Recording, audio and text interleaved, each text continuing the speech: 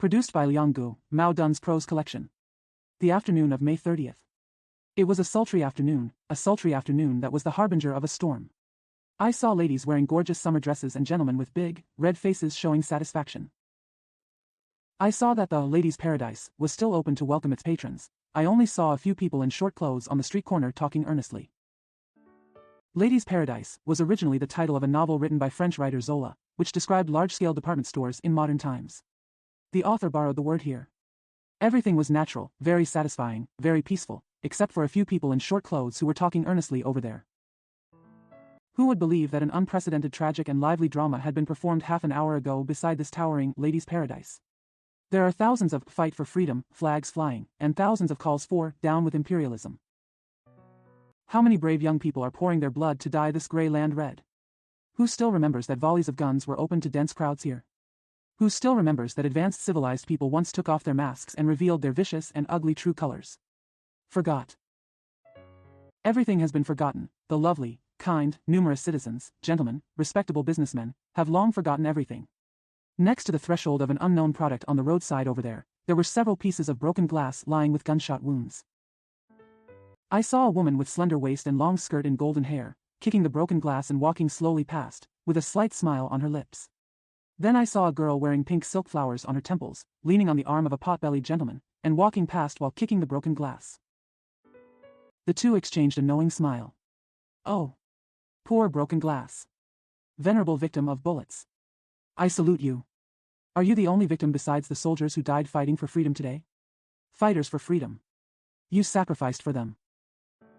Maybe I only received their slight smiles as well as these broken glass pieces. Smile. A malicious smile. A cowardly smile.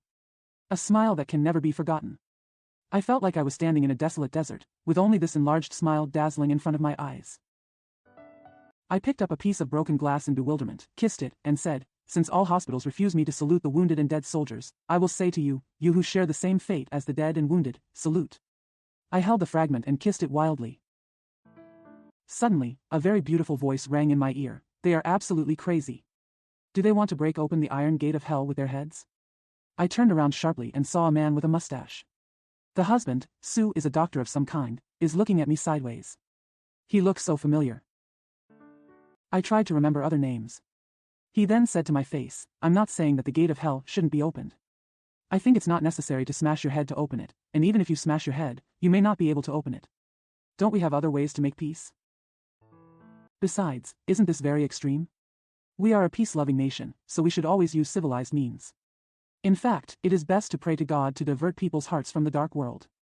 Otherwise, what we have is Eastern spiritual civilization, so why bother with mere physical humiliation, huh?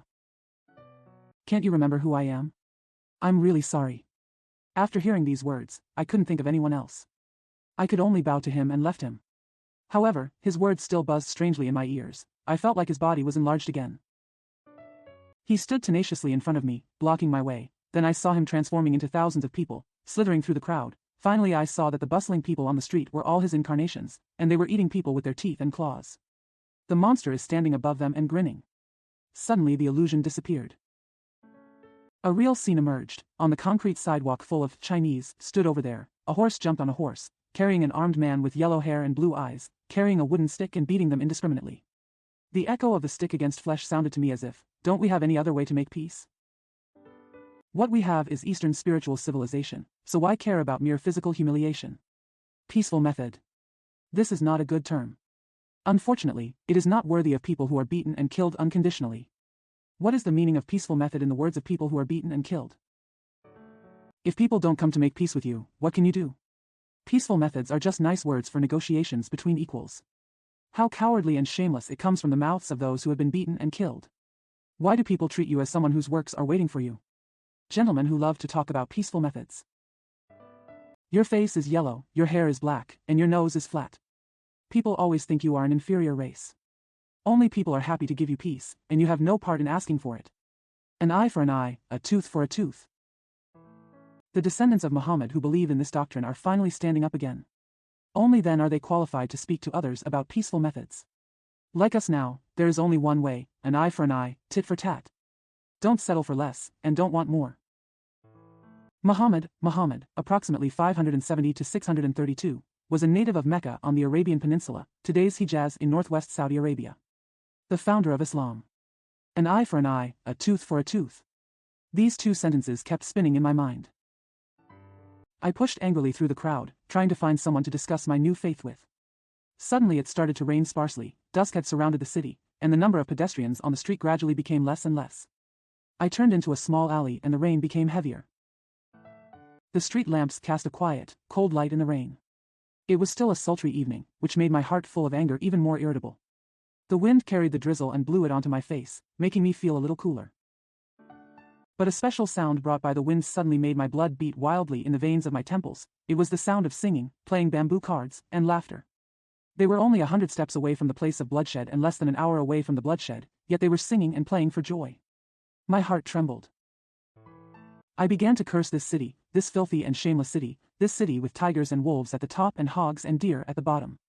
I pray for hot blood to wash away all this tyranny and cruelty, and at the same time wash away this meanness and shamelessness. The raindrops are thicker and denser, and the wind seems to be stronger. Maybe this is the vanguard of the storm that is bound to follow the sultry heat. In Shanghai on the night of May 30th, 1925. Tired. Everyone is tired. Everything that can be thought of and said has been said, everything that can be done and needs to be done has been done. What is left? I just feel like my future is slim.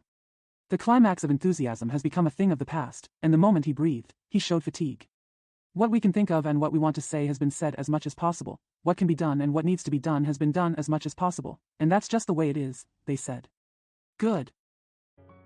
After they have said everything they can think of, have done everything they can, and things are still like this, they feel that there is no way out, there is nothing to do, and it is clear that there is another way and something else to do. If you don't want to go and get things done, you'll be tired. What else do they have? The recent gunshots on Adoya Road unveiled this general state of fatigue. Gunshots on Adoya Road, on September 7, 1925, after people from all walks of life in Shanghai held a national humiliation commemoration meeting and demonstration, workers from the Yangon textile factory passed by the British and while walking on Adoya Road at the junction of the French concession, he was beaten and shot by British patrolmen. Many people were injured and one person was arrested. Scientific leaders know how to test. They deliberately gave it a shot to see what the reaction would be. Sure enough, our great brilliance was tested by them. The reaction after being injected with the golden gun needle was fatigue, low moans and weak twitches. The injectors looked at each other and smiled, and said in their hearts, "How?